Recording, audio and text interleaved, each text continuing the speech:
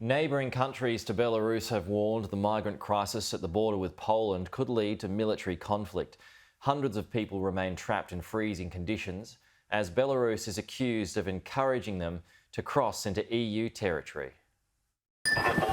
Through the razor wire, stones thrown over towards the Polish border troops.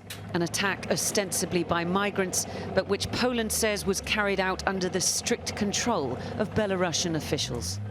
Met with all the tools of crowd control that Poland had standing by. Water cannons firing deep into the crowds, clearing away the tents and families who'd camped here hours before. Volleys of tear gas and stun grenades. A major escalation after a frustrating, cold and frightening week for the thousands of migrants stuck in limbo between Poland and Belarus. When the fighting finished, for most it was back to the camp they call the jungle, the status quo unchanged. But as night fell, a different prospect for hundreds more. A huge warehouse cleared for the migrants, their faces filled with relief. And how good it must feel to clean off the grime of the past few days, to lie on something that's not bare ground, to be able to feel your feet.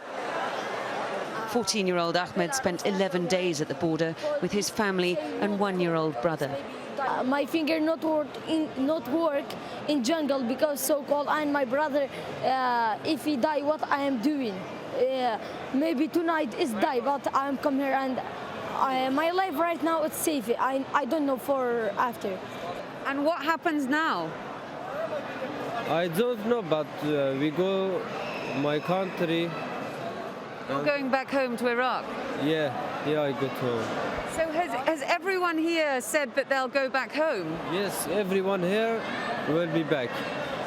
There's a flight back this Thursday, and a lot of people here will be on it, their dreams shattered. This is certainly a whole lot better than spending another night out in the freezing cold, and it is probably also the result of diplomatic pressure, with both the German Chancellor and the Russian President calling Alexander Lukashenko over the last 24 hours.